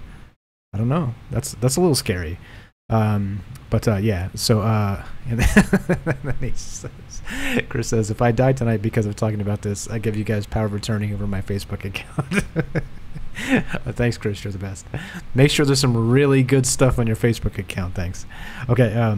But yeah. So Vatican maybe. So okay. So if the Queen of England is possibly a lizard person, as David Icke claims, would it be too much of a stretch to think that the Vatican, that the higher up cardinals and the elite in the Vatican are maybe the same? I don't doubt it. I really don't doubt it. You look at some of the news coming out about the Vatican and these scandals, that it's horrifying. And the way they treat the situation is even worse. It's even more horrifying. That'll have to be a whole nother show where we can go into that. But I wouldn't be surprised if, again, as David Icke says, is that these political leaders, religious leaders, business leaders are all reptilians. So who knows? Right, exactly. So Julio says that, well, as far as the biblical aspect, it said that only demons can shapeshift to make you see that what you want to see. The purpose of this is to take the focus off of God. And, what would that be? That would be a psychological operation, right? It would be a redaction of history. If that was the case, then this is all the stuff we're talking about. And we're talking about CNN, we're talking about Fox News, we're talking about the entire mainstream media, and it's similar. It seems like if there's really this stuff happening, then they're spinning it, so we can't actually know what's really happening, and that's what we're talking about. So, and then Julio says, the more you focus on this, the less you focus on God and what He wants from you, and just a point of view. Yeah, no, we don't. We're not anti-religion here, so it's all good. And God is open to everybody's interpretation, and everybody's open to that. So we are free speech purists, and we don't want to shut anybody up. So yeah, thank you for those comments and opinions. It's fantastic. So and then Kimberly says, yep, they are. I've seen ETs and had contact. 2014, fantastic. Call in, tell us about it. We'd love to hear it. 702-957-1037. We are doing this live, so if you're watching now, call in. We'll put you on Discord link. Click it, hop on in. And then Douglas says, when will everyone know that wait, hold on, I gotta back him. When will everyone know that our creator is Lucifer, the fallen? We think we just went dark. We think it just got dark in here. Can you guys see anything?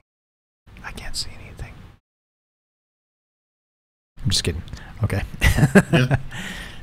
Yeah, okay. Hard to unpack all this stuff. It's really difficult to unpack the religious history from this mythological history and what's more true than anything else. And sometimes at the end of the day, it just comes down to a personal decision.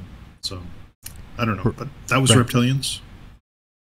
Okay. That's one of these races on Earth. So do you have something else? Let's go into another one.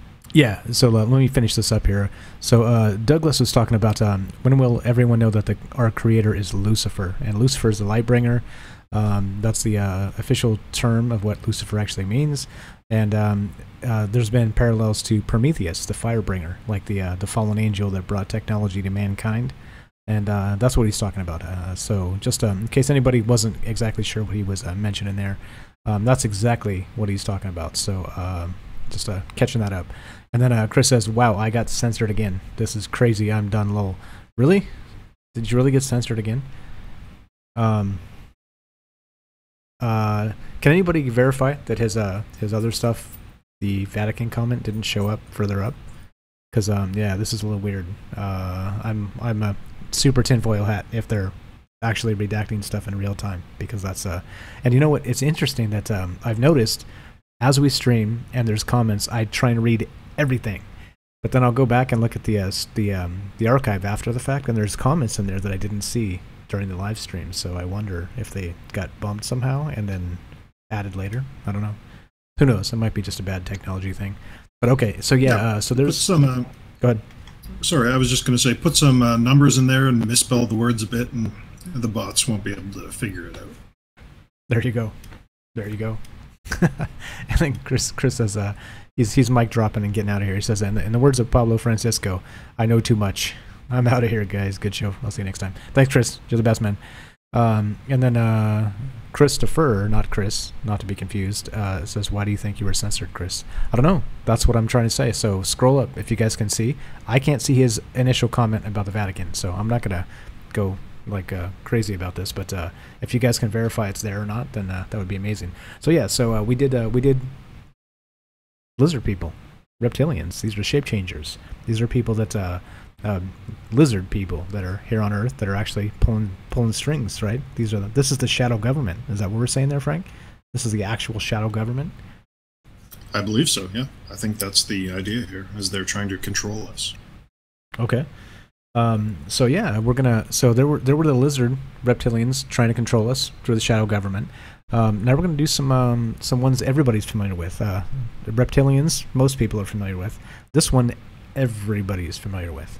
Known as little green men, known as large greys, known as small greys. Two different tall greys, short greys.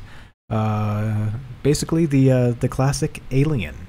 If you look up alien on pretty much any search engine, hit images, I'm pretty sure you'll get the here we go. Let's just go straight to the Troubled Minds Radio. Everybody that sees this tells me they hate it, but it's an alien head, basically. It looks like let's say a small gray, and it says Troubled Minds Radio. But that's what we're talking about, that head there, that alien head. Like the large skull, the big eyes, almost no mouth, a little tiny nose with no or barely any of actual, what would you call that? What would you call a hole in the nose? How about a nose hole? Sounds like a dolphin. But yeah, you guys get the picture. So if anybody's familiar with any kind of aliens at all, this is it. This is what we're talking about. This is probably the most common reported, probably the most common in pop culture, probably the most common period. So that's what we're talking about. Let's do some grays. All right. So I got a couple different grays here. We're going to start with the tall grays, as reported by Locklip.com. So the tall grays stand 7 to 8 feet tall. They are hairless and pale. The Gray Masters are the ambassadors of most meetings between human and alien forces. So these would be the guys that met with Eisenhower back in the 50s, right? So late 50s. The larger grays have a more pronounced nose. According to some government sources, these extraterrestrial biological entities call themselves the EBAN, E-B-A-N. They represent both human. Oh wait, I'm a moron. That's the. Whoa, why would they call themselves the EBAN? Extraterrestrial biological. Anyway, okay, so they represent both human and gray biological material combined, and therefore play a lead role in assisting the short grays with interacting with humanity. So I guess these guys are the bosses. These guys are the ones that actually do the negotiating with people, and also give orders to the short grays, which we'll get to in a sec. So there's not a ton that I found that's discusses tall grays specifically, because most of the information out there that I could dig up anyway was about the shorts. So we'll get to the shorties in a sec. We'll just call them shorties for now.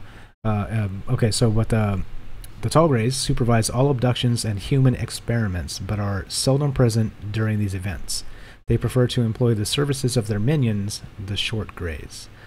As it would seem, they are keen on developing a stable human, a stable human-gray hybrid race, which is kind of in the lexicon. UFO folklore is people get abducted, and there's biological experiments that are actually focused on creating alien human hybrids. So that's a thing. That's apparently a thing. So you've heard of that, yeah, Frank?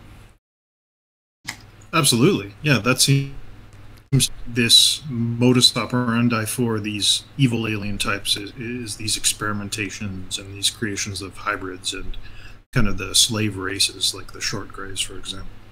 Right. And so apparently the inferred strategy and their end to all of this activity, let's say, is to inherit the Earth. So that's one of the speculations here. So an advanced self-centered race, they place little value on human life. Now to me, that's a little bit frightening. That means I place little value on their life, bastards. And they consider us their property. The larger grays apparently have some vestigial reproductive capability, and some of the hybrid species that have been crossbred with the taller reptilian races have full reproductive capability. Again, that was reported by locklip.com, so before everybody rages and tells me I'm wrong, this was from one particular site, one particular source, but I have more sources coming. So, and the short grays. A couple comments, and then I'll let Frank chime in. We'll move on to the short grays. Chris says, every time I mention... He's got ones and letters and numbers and... oh, God. He's going to make it hard for me to read, but maybe he's not going to be reading. So you have to get it by the censorship somehow. You have to confuse the algorithm, and you'll get your message out there. And you know what? Like, there's nothing wrong with that. Yeah, that's good. That is funny, though. He says every time I mention something about the creator on Facebook, the creator of Facebook, or something about religious 1% controlling the world, I get censored. I can see my comments, but nobody else can. I'm telling you, something's up. Go though. Talking about digital stones, I talked about this in the episode. Join our mailing list. Go to troubleminds.org. We're gonna have an episode up there. It's one of our fun shows that isn't part of the regular. You can find it easily because we're hiding it, and you have to join the mailing list to get bonus access. But we actually go right after Zuckerberg. Right here on Facebook, Zuckerberg doing his barbecue business. We go right after him on his own platform. So there you go. Hello, I am a human. I am smoking meats. Exactly. I am cooking brisket.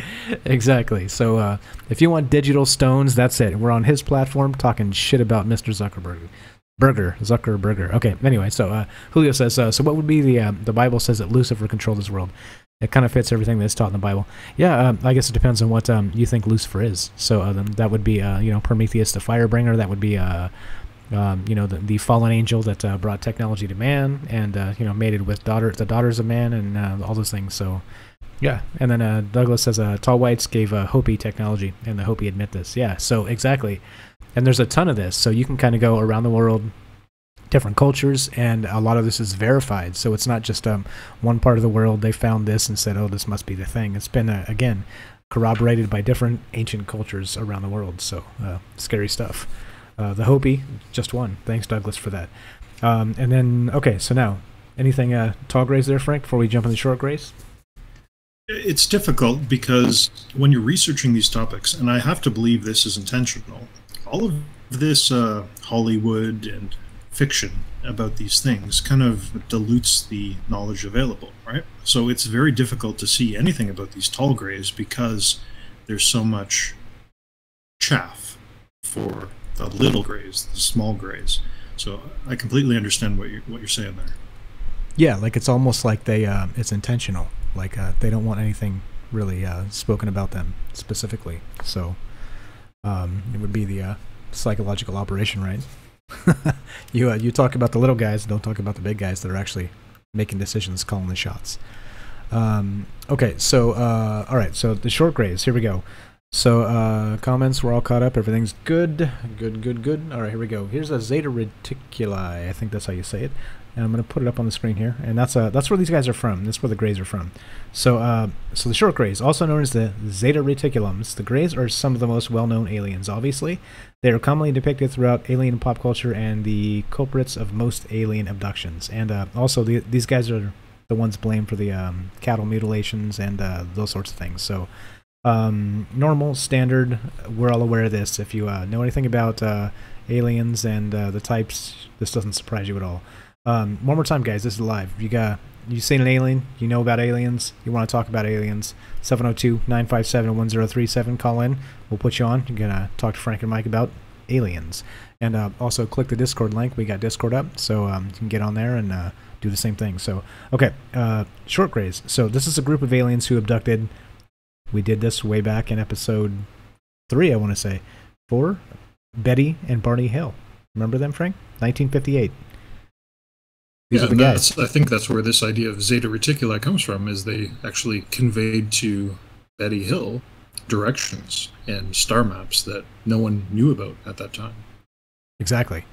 So yeah, and these are the guys. These are apparently the ones who abducted them. These are apparently the ones that do the cattle mutilations, and they apparently do the majority of abductions. We did Fire in the Sky with Travis Walton, and again in that depiction, it's these types of aliens that actually abduct him and do the experiments and then release him back to Earth. So, okay, and then they're said to have no emotions and little regard for human life, which doesn't really change much from the tall grays. Apparently, they're in lockstep with each other, and they just don't like humans, or if they do, they don't really give a damn if we live or die. So that's a little bit scary to me. And then so this is a okay again. So here's part of the problem, right? So as you research this stuff, you find differing accounts constantly. This site says this, the other site says that. Betty and Barney Hill say this. Travis Walton says that. And so there's a ton of information, some contradictory, and again, I think that might be intentional. Yeah, Frank? It seems like maybe they don't want us to know about them, and so they're pulling their own psychological operation on the human race here. Absolutely. I think you're spot on with that, because there's just too many contradictory reports, and especially recently. Like, I'll take the word of Betty and Barney Hill, because they had no motivation, they had no reason to make this stuff up. And then you come along with a movie that perverts the message into something different. You come along with a news report that perverts that message even further, and now you're looking at misinformation. And I think this is prevalent on the internet, and it's what makes these topics so hard, especially when people fall for this misinformation, and then the powers that be can call them out as being rightfully incorrect about all this stuff. Right, you're wrong, and you're racist, and you're a tinfoil hatter. Get out of here. Triple smear. Okay, so Todd says the Bible is a cheap knockoff of the Sumerian tablets, and that seems to be pretty accurate from what I've seen. And Douglas says great alien skulls buried in the Vatican. I haven't heard that one, so that's cool. If you want to tell us about that, you know what to do. Call in 702-957-1037. We'd love to hear it. Okay, so I wanted to preface that with differing information. So if you've heard different than this, again, don't attack me. I'm just finding what I can and reporting this stuff. So, okay, so the short grays feed off of human and animal vital fluids by rubbing a liquid protein formula on their bodies, which is then absorbed through the skin. The brain capacity is estimated to be between 2,500 and 3,500 cc, compared to 1,300 cc's for the average human. So the big skull actually does have a big brain, which again, probably doesn't surprise anybody. Due to the cloning process, the neural matter is artificially grown brain matter, and the Greys have known technology that enables them to insert memory patterns and consciousness into clones in any manner or pattern that they wish. Now, to me, that implies that these small Greys are actually not necessarily, let's say, biological, as they are more, let's say, like the clone army would be, like in Star Wars or something. So they're not really, people, autonomous people with their own thoughts. They are clones, even in the sense of like, let's call them biological robots, and that they're genetically created in a lab and then they're programmed neurologically. Does that make sense? So kind of like a worker bee. That's the way I've always thought of it. They're the worker bee of the alien species, where the queen would produce them, that being the tall grays, and these things actually go out and do the real work. Right, and are expendable and all that other stuff. So if we capture an alien, it's probably going to be one of these because they really don't care. And then maybe they have their own. I don't know. I'm just being stupid now. Okay, so there you go. So the Greys are involved in stockpiling of humans, including children, for use as a food source for the reptilian species, and a lesser food source for themselves, possibly. So I didn't know that the Greys and the reptilians are actually working in tandem. Did you know that? That's a new one. This goes back, I think, to this, sorry to interrupt, this goes back to the 1954 Florida meeting with Eisenhower, where apparently they had an alien Congress type of thing going on down there.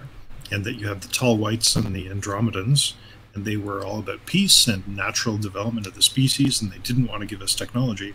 And then on the other side, you have the reptilians and these Greys, and they were willing to give us technology, but they wanted a price for it, and the price was using humans for whatever they wanted. Right, and so that was a negotiation. Like, we get humans, what do we need to not start an interstellar war right this second, right? Like, so they're still in control.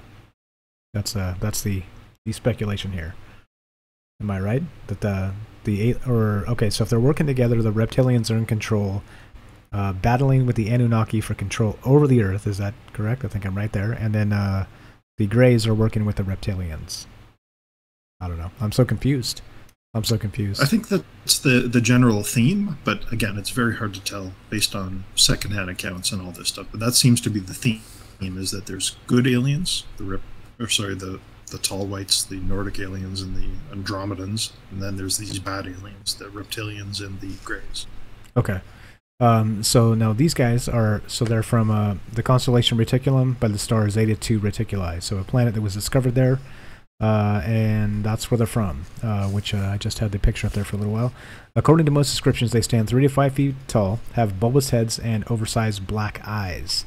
Although they possess a mouth, they seldom speak, as most communication is carried out telepathically, which we talked about previously in the news there, that the guy built a landing pad because he was communicated with telepathically to build something for aliens, so... Interesting. And then, so the short Greys are said to be genetically engineered worker race that are controlled by their superiors, the tall Greys. There we go. That's what I was looking for. Genetically engineered. So, yeah, robots, worker bees, exactly, like kind of the hive mind, but not as important. Their telepathic abilities allow them to constitute a type of hive mind consciousness. There it is. And so being genetically designed to carry out scientific missions, the short Greys are emotionless and cruel. They are also responsible for creating a human-Grey hybrid race. So, yeah, and then there we go. So Arnold kind of just echoes this and says, thanks for showing up, Arnold. He says, Grey are just kind of organic robots. Yeah, I think that's, that probably, I fumbled over that for like 5 minutes here, but you summed it up to exactly what I was trying to say. It seems like that's what they are, right? They're built, they're in a laboratory, and then their consciousness is inserted into their brains. So very much like organic robots. Very well said. Thank you. Yeah, so that's short Greys. There's a ton more here. So let's see. There's like a field around them that's in opposition to ours. That's an anti-life field. So there's like an actual like let's see. Okay, this is deep and heavy. We're not going to get into this, or we'll never have time. So they abduct humans and animals in order to acquire these fluids that we talked about earlier. They implant small devices near the brain, which potentially gives them total control and monitoring capability, which has been proven in some of the instances that which we don't have specifically here because I'm a knucklehead. But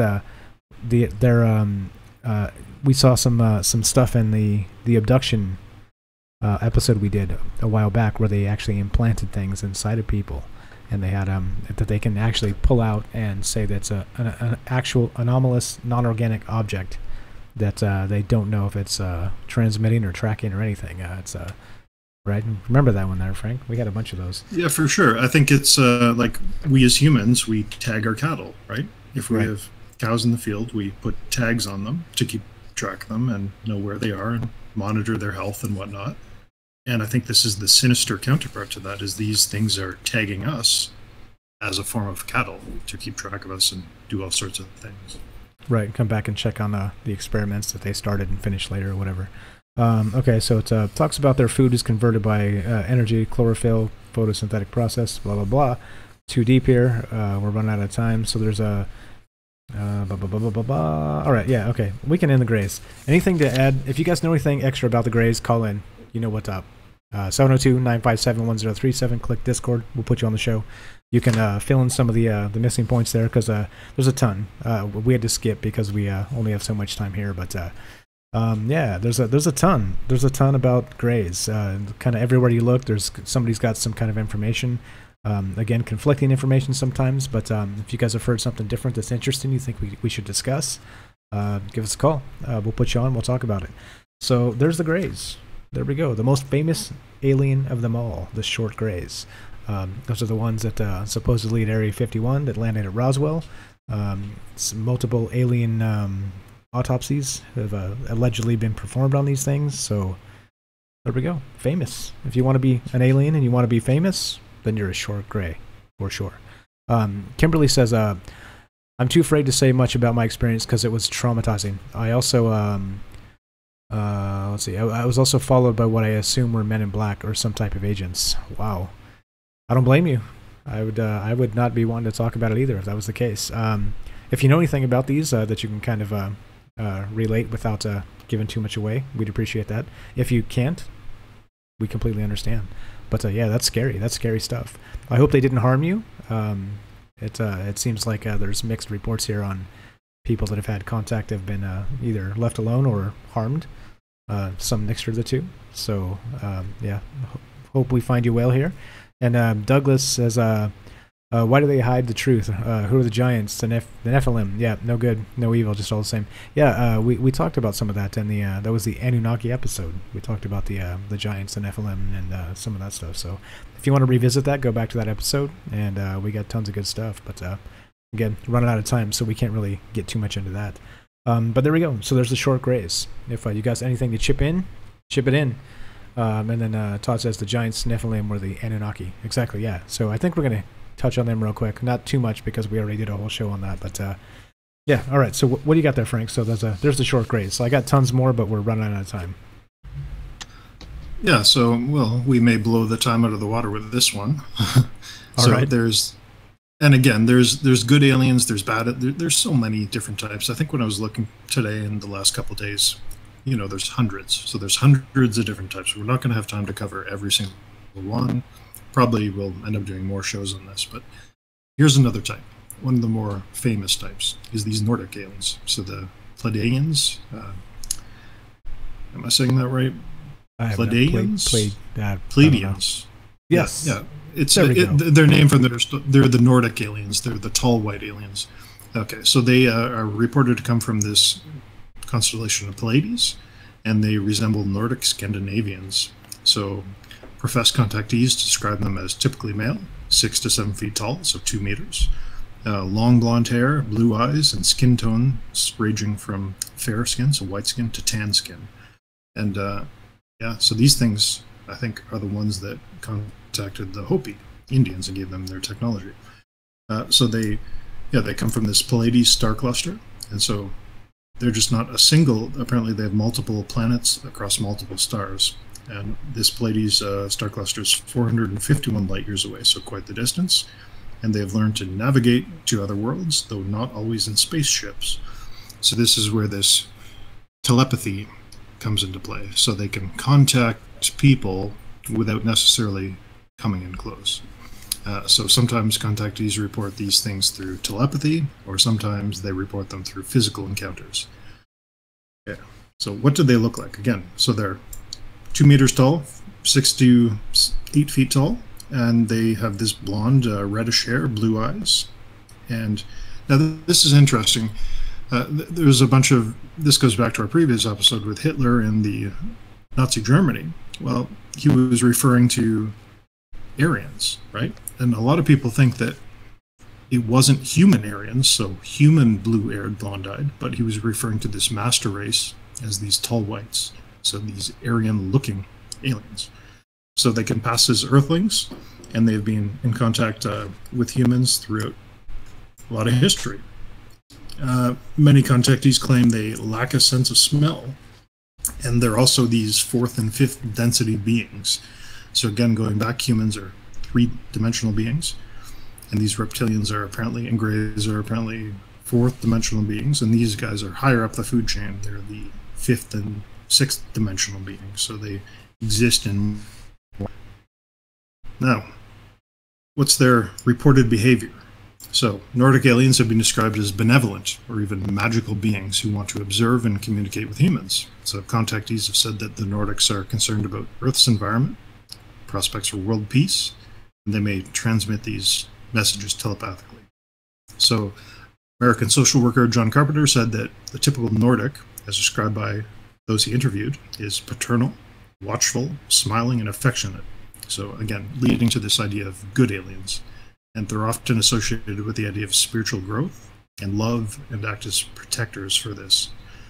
So a few claimants have said that the Nordics have warned them about the gray aliens, that they're the evil type of aliens. But again, others, especially that Travis Walton case in the sky, have said that they have seen Nordics inside the same craft as the gray aliens. So there's kind of a conflict of interest there, if they're against each other or they're really working together in some way. So, in such reports, the Nordics are referred to as the leaders, with the Greys as their subordinates. So, again, maybe this is a misinterpretation of the tall Greys versus the short Greys. And so, yeah, the idea is that they send out these telepathic messages of love and peace and spiritual growth and all this kind of stuff. So, I think we have a clip here that kind of summarizes what they look like and the impression they leave on people. So, what's the name of that clip? Nordic Encounter, if we can play that. This is a lady in England who saw these beings on their craft. I heard this terrific noise. It was just like a giant cauldron of water being poured onto a fire. A shh sort of noise, you know. And my first reaction was, oh, the children. I thought maybe a plane was crashing or something like that.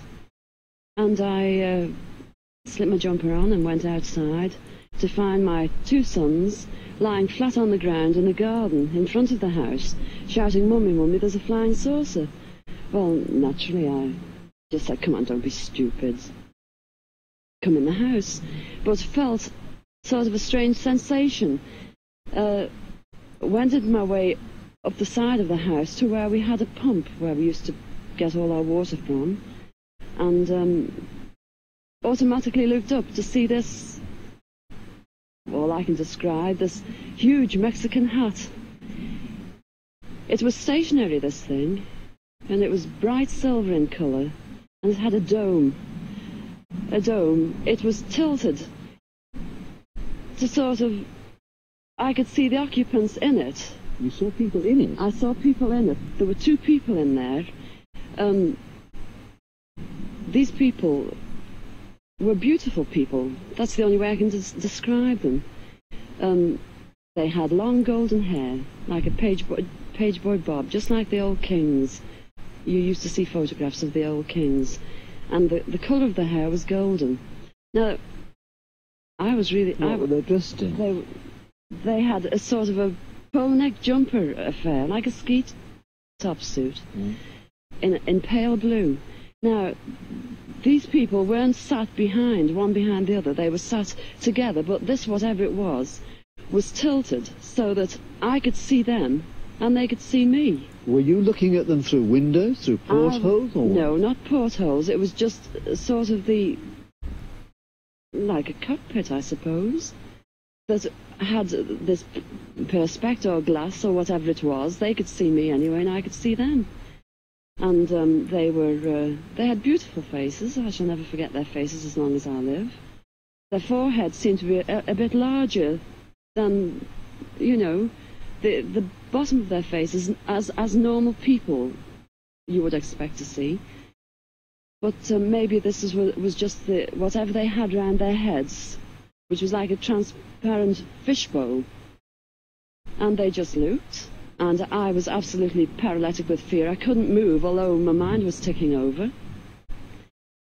And they looked so sympathetic that I was just mesmerised for what seemed to be, ages, but it could have only been seconds. Yeah. Curious there. So they, it does. It seems that description fits everything we're talking about, where there's some kind of like peaceful feeling. You see them as beautiful people, and though she was terrified, she wasn't necessarily afraid. It was more of like a supernatural type of experience. And yeah, interesting. Definitely interesting stuff. Quick comment from Kimberly. She says, "No, I wasn't physically harmed." Fantastic. Thank you. Glad to hear that. I saw that, and we were in the middle of the clip, so just caught it up. But yeah, interesting. These pictures here. I like the page boy haircut description, like the kings of old. You can see how they could maybe get away with running Europe back in the day, or what have you. Like looking like superior people and putting the subjects in awe. Interesting stuff. Yeah, definitely. Yeah, definitely. So again, as you mentioned, this theme of peace or sympathy or good feelings, not terror and fear, but maybe euphoria or something like that. So that was one encounter. Again, the one I mentioned earlier, Travis Walton, The Fire in the Sky. Working as a logger, he comes across this craft. He's knocked unconscious. He goes inside, but he encounters these Nordic-like beings as well as the Grey-like beings. Another encounter is Billy. So he's a Swedish farmer who claims to have been in contact with the tall whites, the Nordic extraterrestrials, and throughout his life he is photographed and filmed and been in contact with these things, and they deliver their message of peace and love to humanity. So again, this idea that they're the good ones, not the bad ones. Now, here's a couple of clips that are actually pretty interesting because they offer some substantive evidence for the existence of these things. Something that suggests that they're real. So this guy, and this is, I tried to clip around it, but basically he describes a conjugal encounter with these beings. And yeah, so let's play the first part. So part one of Peter Coury, and he describes his meeting of these tall whites. No, what happened in 1992 was something you don't expect. And I've never had an experience or heard of experiences that have happened during the day. And this is 7:15 in the morning. I'm lying there and I feel like something jumped on the bed like a cat. As I sit up, I see sitting, straddling me, a naked blonde female, and sitting on the corner of the bed. So say I'm lying here on the bed, she's straddling me there, and right on the corner here is another female. The one that was sitting on top of me was blonde, very milky white skin, very, very attractive, but at the same time, longer face, a long nose, but it wasn't a big nose again, it was just like, it fitted their features very well, larger eyes, very well proportioned, I mean, I've got to say, and I'm thinking, what the hell is going on here? How did you get in here? That's it's terrifying to me. I've always had cats. I don't currently, but growing up I always had cats, and so when he described a cat jumping on the bed, it kind of gave me the heebie-jeebies a little bit. Because, right? You're like, oh, it's a cat. Oh no, it's an alien. Man. Yeah. So again, the way he describes this, it's not a terrifying encounter. It sounds like something, I hesitate to say pleasant, is about to happen, and he's quite enamored by them. He's not afraid. He's not trying to escape in any way. And so this guy, he's like a Australian security guard. He's just a regular salt of the earth dude. You can kind of tell by his voice.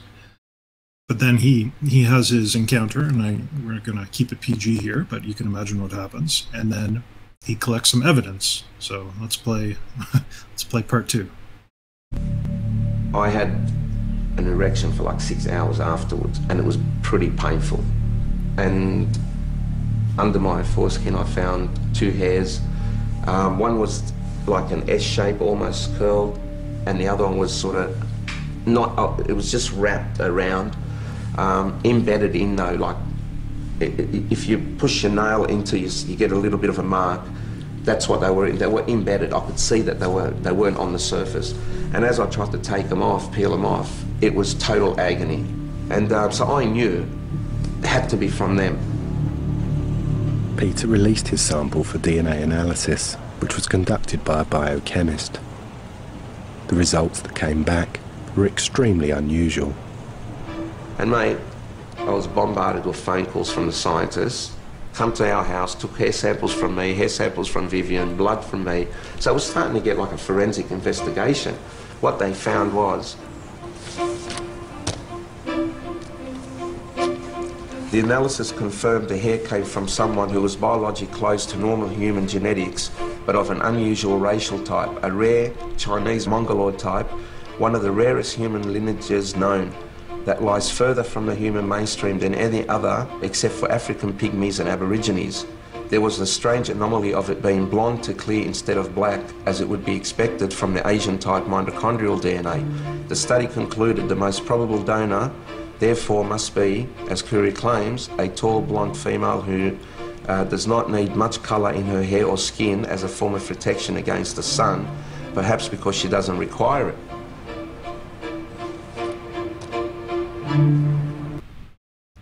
I really liked that clip until that stupid violin came in. Come on, people. Yeah, so they're trying to play it up for television, but yeah. I think the evidence of what they're saying is the most important thing. So it appears that they kind of resemble humans, or they're an offshoot of humans of some kind, but they're definitely out of the ordinary. There's something going on, and they match his description of what he saw.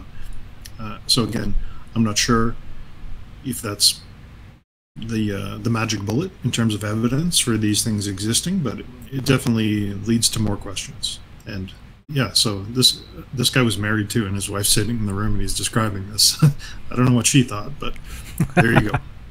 Awesome. There's a picture here. Where's the picture? Hold on, we had a picture here. Oh no. Yeah, you pull that up. So yeah, again, they look very beautiful, as that English lady described. So nothing terrifying. So going back to this meeting with President Eisenhower, let's describe it now. So it's rumored that President Eisenhower had a secret meeting with a group of Nordic extraterrestrials who were attempting to convince the U.S. to disarm its nuclear missile program in exchange for advanced technology. The event is said to have taken place in February of 1954 at Edwards Air Force Base. And it happened under the guise of Eisenhower going for dental surgery. So Eisenhower is thought to have entered into a treaty with the Gray aliens, a pact which ensured that the U.S. could keep its nuclear arsenal while still receiving advanced technologies, whereas these other type of aliens would have wanted nuclear disarmament and peace and something very different from what the Greys and the reptilians wanted. But that's it. That's the tall whites. And again, yeah, these were the ones that were in contact with the Hopi, and the Hopi said they gave them advanced technology. So good evidence in the history, and good evidence in sighting reports, and maybe some physical evidence here as well. What do you think about them? Yeah, I think these were also the guys that were reported in Antarctica, right? We did that in the Nazi show. That apparently these guys were the ones who maybe attacked the United States and the coalition when they came down to Antarctica. I think these are the ones, right? Reportedly, I believe anyway? so. Yeah. So again, so this Aryan race, this idea of the Aryan race, maybe it's not the humans. Maybe what was being referred to is an alien, Aryan-looking race, and they were in cahoots with the Nazis. Gotcha. Okay. Fair enough. Fair enough.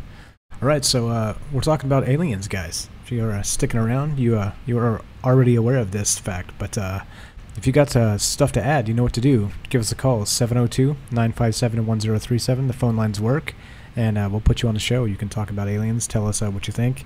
Tell us what you think about the show. Tell us what you think about aliens, anything we missed, anything you like or don't like, whatever. We're open to all of that. Again, we do this because we want to be transparent. We want to be open. We want to talk about these things with you guys. So We want the feedback channel completely.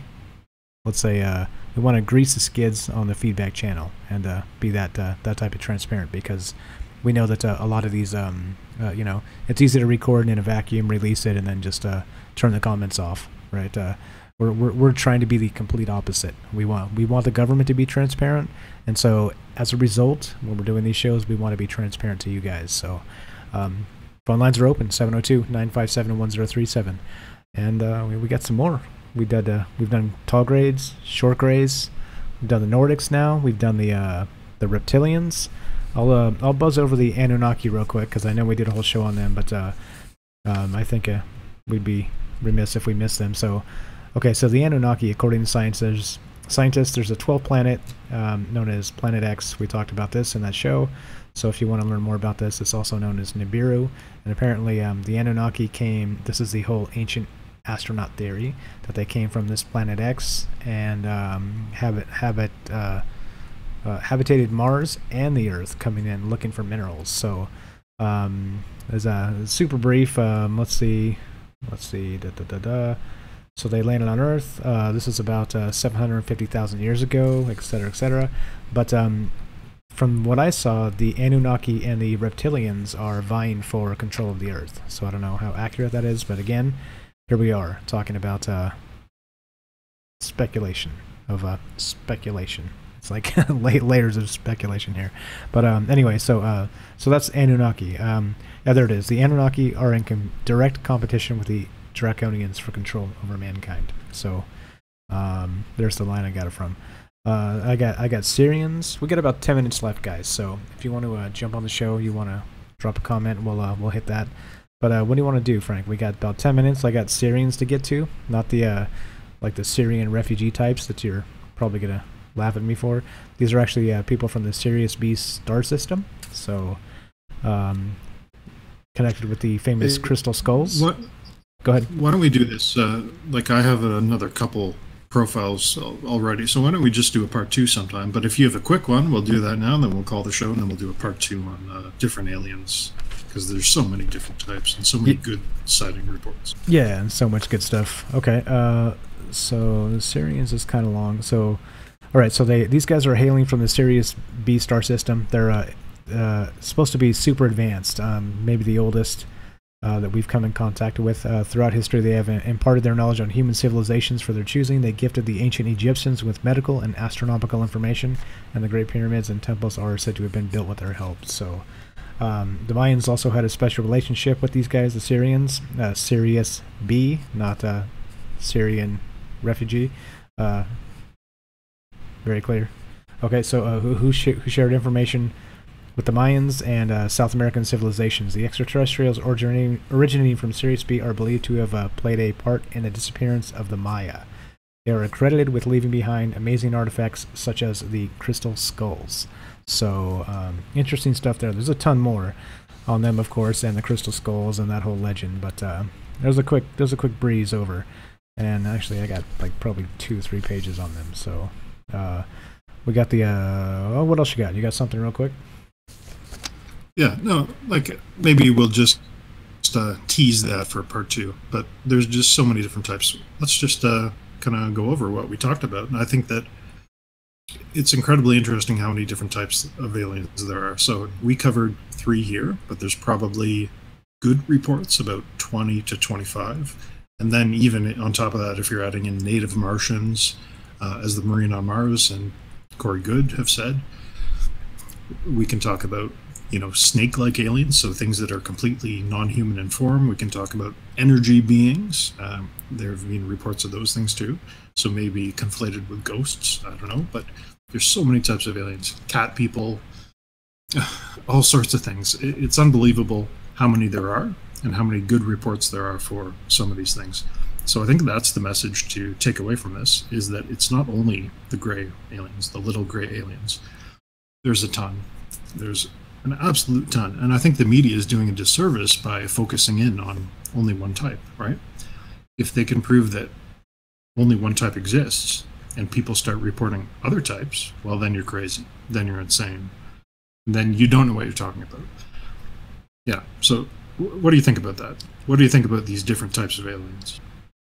Yeah, I think as far as the reporting goes, there's a ton. There's a ton here. I was digging through some of this, and there's a Russian book.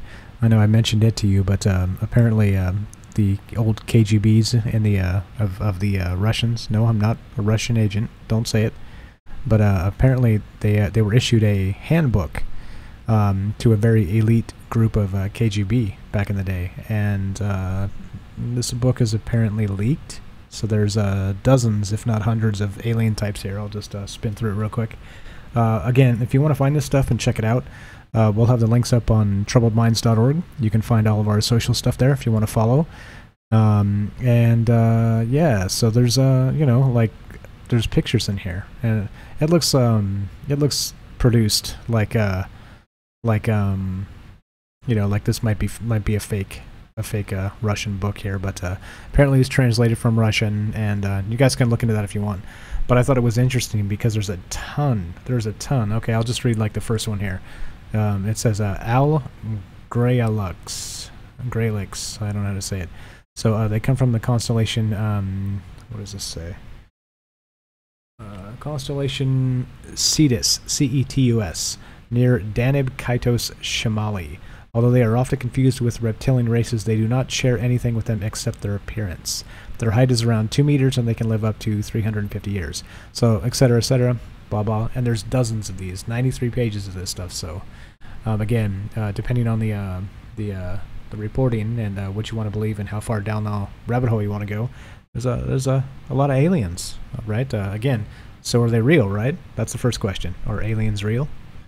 And the second question is, if so, then which of this stuff is credible and which of this stuff is, let's say, psyops to throw you off the trail of the real ones?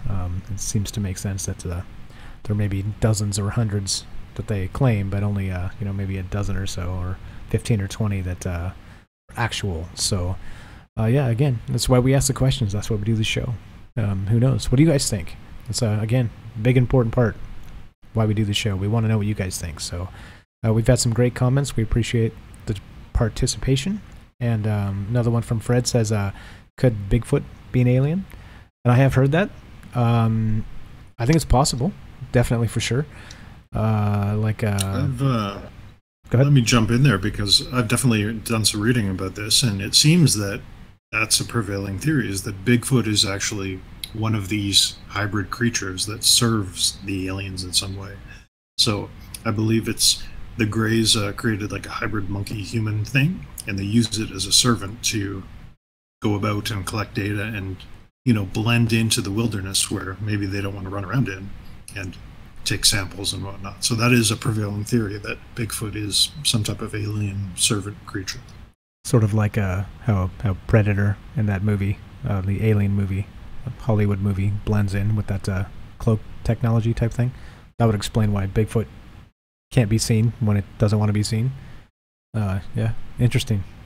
Definitely interesting theory there. Yeah, it's specifically designed for that environment, so that is used to explain why we haven't found them yet, or we haven't found definitive proof. It's because it's specifically designed to operate like a machine in that foresty type environment. Right. Makes sense. So yeah, we got a few minutes left here. If you guys want to call in, you know what to do. 702-957-1037. We're going to wind this down. We've got a kind of a special announcement here to make. It may not be so special, but it's important you guys know. We're going to take a little bit of time off here. So tonight's going to be the last show, probably for a couple weeks, and we're going to do some marketing in the meantime. And Frank and I are going on vacation. We're going to go look for Bigfoot together. So if we don't return, hopefully we ended up landing safely somewhere. But anything you want to kick into that there, Frank? Yeah, we'll be back. We'll definitely be back. I got to go, explore Antarctica, and my co-host here has got to go hunt Bigfoot in the woods. But we'll be back. Yeah, probably a week and a half, couple weeks. Just taking some time off near the end of the season here. Yeah, so don't fear. We're coming back. We enjoy doing this. The more and more I look into this, the more themes I see emerging. So, I had always tangentially read about these types of topics that we cover, like just, oh, I have some time to kill, I'll read about something crazy. But now that I'm looking into it in more detail, I don't want to say that I'm convincing myself, but I'm starting to see patterns, and it is incredibly interesting. So even if, there's not a lot of people listening, we still enjoy doing the show, and we'll be back. Right. And if there are patterns, it's interesting that these patterns for aliens specifically are, is it flack thrown out there to throw us off the trail of what's really up? That would be pretty standard media. That's kind of what they do on a daily basis, so it wouldn't surprise me a bit. So yeah. With that, we're gonna wind this down. We're right about 2 hours, which is where we like to keep it. So if you guys you want to leave a last quick comment or quick call, you know what to do. 702-957-1037. If not, so if people ask on the page, just tell them we vanished. Maybe we got abducted midstream. Maybe we'll go with that story and then miraculously reappear a couple weeks down the line. But yeah, we'll be back. We appreciate you guys sticking through. This is episode 22. It's been a ton of work, and it's been a ton of fun. So all of that is good. All of you guys and your comments are good. And yeah. The Troubled Minds crew. Sticking it out. So yeah, I'm gonna cue the outro here. Anything you want to kick in there, Frank, before we take off? Yeah, when we come back, I think we'll delve more into this alien subject. So stay tuned to then. We have a ton of different alien types and different sighting reports and different encounters that we've put together. So it should be a good show when we come back. So pay attention for that. Right, absolutely. And don't forget, guys. So we're gonna try and do some work while we're on vacation. Do a little bit of marketing, but the best way to market it for you guys to help is you guys to like and share, you guys to leave us comments and feedback and reviews on Stitcher, on iTunes, on Google Play Music. We're on all those places. So if you want to go leave comments and reviews on there, it would help us a ton. If you want to tell your friends about us, it would help us a ton. And we'll be back. So a couple weeks off, and then we'll be back angry, hungry, etc. So yeah, thanks for all the likes, thanks for all the thumbs up, thanks for all the comments, thanks for all the support. It means a ton. We'd never be able to do it without you guys, so we appreciate that a lot. Thank you very much. And otherwise, Fred says hope to hear from you guys. Everybody says thank you, have a great vacation, one love, I'm glad you're okay, Kimberly, etc. So Ernie says have a good one, guys, and a great time. Thank you, will do. Stick around, we'll be back soon. So, as it stands, thanks for listening. And from our troubled minds to yours, have a great night.